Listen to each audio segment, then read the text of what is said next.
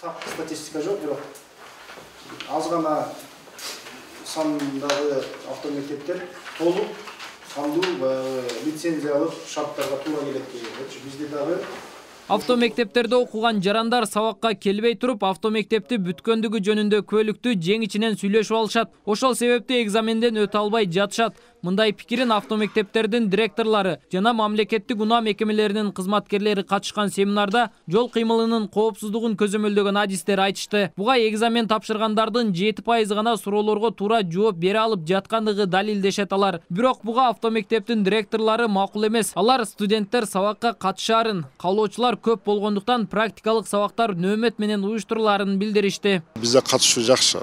Бизде көбүнчө Югостукта студент города эмеспи, биз студент окушат, келишет.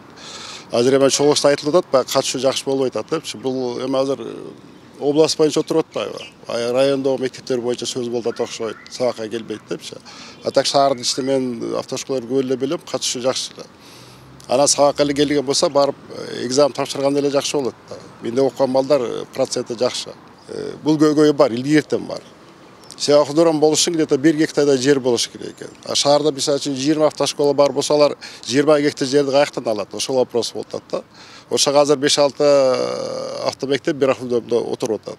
Жыйында жарандардын жарымынан көбү экзаменден өтө албай жаткандыгы айтылган менен, айдоочулук көлүктү алып жаткандардын аягы үзүлбөйт. Мындан улам айдоочулук көлүк берген мамлекеттик мекемелерде да системалашкан коррупциялык элементтер бар экенин айтып келишет. Деген менен Ош шаардык мамлекеттик унаа мекемесинин адиси экзамен тапшырууда эч ким жардам бере албасын айтып, видео байкоолор жүргүзүлүп турарын кошумчалады.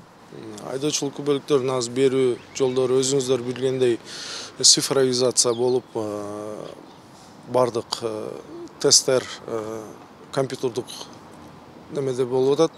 Жана ал жерде камералар коюлган. Камералар коюлганда адам өзү гана анын ордуна мурдакыдай бирөө келип жардам берип, же бирөө келип анын суроосун чечип бергендей эч кандай неме жок да. Камера коюлган. Ал беттин таныйт да, Face ID менен танып, ошол менен өзү тапшырат. Өзү жок, эч кандай экзамен өтүшүгө мүмкүн эмес азыркы учурда. Эрежеге ылайык автомектептердин толук түрдө материалдык техникалык базасы болуш керек. Аны көзөмөлдөгөн атайын кызмат бар. Алар ушул жылдын башынан тарта пландык тартипте жетиштүү билим бере албай жаткан автомектептерди текшере башташкан. Акыркы 10 ай ичиндеги текшерүүнүн жыйынтыгында Ош аймагынан 5 автомектеп лицензиясынан ажыратылып, 6 эскертүү берилген. Учурда 55 автомектеп иштеп жатыптыр. Лицензия алуунун талаптары негизинен эле биринчиден ошол автомектептин өзүнүн имараты болуш керек.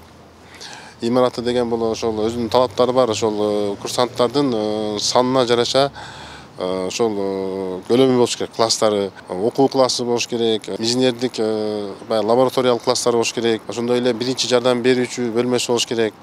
Андан сырткары атайын айдоочуларды ушул алгачкы автоунаа башкаруу, баягы тажрыйбалык автоунаа башкарууга үйрөтүү үчүн атайын унаа майдандары, автодромдор болуш керек. Андан сырткары ошол ар бир окуучунун санына жараша өздөрү даярдоочу неменин категориясы боюнча унаалардын саны болуш керек. Жол эрежелерин билбей, айдоочулук көлүктү сатып алып жаткандарды айтпаса да белгилүү. Мындай иштер жол кырсыктарынын көбөйүшүнө өз кедергисин тийгизбей койбойт. Ош облусунда 2022 жылдын 10 айында 595 жол кырсыгы катталып, 83 жаран каза болгон. Азыр катталып жаткан жол кырсыктарынын бирден бир себеби бул кээ бирки айдоочулардын спирт ичимдигин ичип алып ролдо отургандыгы, же болбосо ушул эң биринчи келип чыккан себеби ушул ченемдеги ылдамдыкты катуу ашырып, карама-каршылыкка чыккандыгы. Андан сырткары ушул катуу ылдамдыкта келатып, автоунааны башкара албай калган учурларында ушул спирт ичимдигин ичип алган, же болбосо карама-каршылыкка чыккан, анан катуу ылдамдыкта келгендиктен ушул негизги 3 учурунда ушул жол кырсыктары келип чыгууда. Мындан 3 күн мурун Баткен облусунда жол кырсыгы катталып, анын кесепетинен 8 киши каза тапкан. Быйылкы жылдын 8 айында Кыргызстанда жол кырсыгынан 379 адамдын өмүрү кыйылган. Адистер буга айдоочулук көлүктүн сатылып жаткандыгын негизги себеп катары айтып келишет. Нургелди Каныбек уулу, Азам Бузреков, Бейтарап, Ош шаары.